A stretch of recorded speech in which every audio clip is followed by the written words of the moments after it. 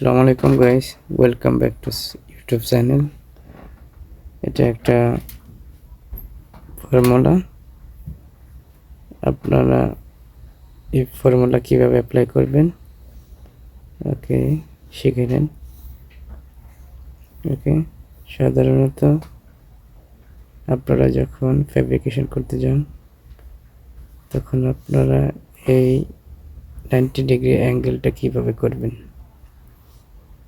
Calculation করে কিভাবে বের করবেন। এটার সূত্র হচ্ছে a plus b plus c square, সেটার সূত্র ফর্মুলা কমপ্লিটলি এখানে দেওয়া আছে। কাজে আসেন আপনি কিভাবে বের করবেন 90 ডিগ্রি অ্যাঙ্গেল কিভাবে বানাবেন।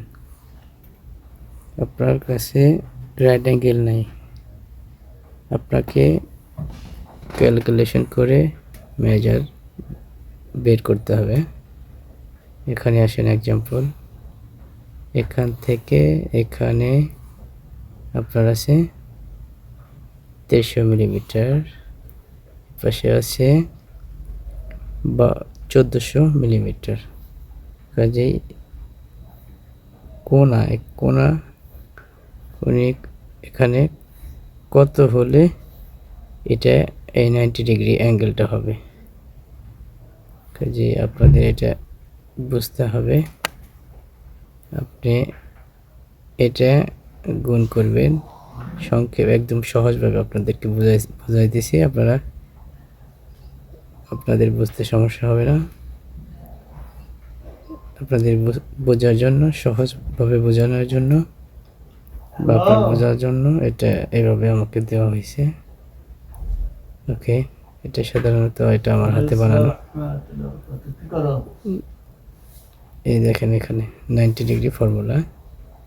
আপনি 1300 নেবেন, ইন্টু দিবেন, তারপরে প্লাস দিবেন 1400, ইন্টু দিয়ে আপনি টোটাল যে ফলাফলটা আসে গুণ, অর্থাৎ গুণ দিবেন আর কি। টোটাল যে ফলাফলটাই আসছে, ফলাফলের আগে রুট মারবেন। হ্যাঁ, ক্যালকুলেটর আপনি গেলে রুট পাবেন। আপনার এই রুটটা মারলে আপনার টোটাল এখান থেকে এখানে যে ডাইমেনশনটা লাগবে এটা বের হয়ে যাবে। এখানে বেরিয়েছে কত, 2692.58 মিলিমিটার। সো এটা আপনি এই মাপটা এখান থেকে এখানে ধরলে, এটা তো আপনার আছে, এটা আছে, এটা ধরলেই অটোমেটিক এটা 90 ডিগ্রি অ্যাঙ্গেল হয়ে যাবে। কাজে আপনার রাইট অ্যাঙ্গেল লাগবে না। এটা হচ্ছে আপনার একটা সহজ উপায় বা প্রাথমিক একটা শিক্ষা বলেন। Okay, so please watch this video and subscribe and share with the people, please. Okay, thank you very much.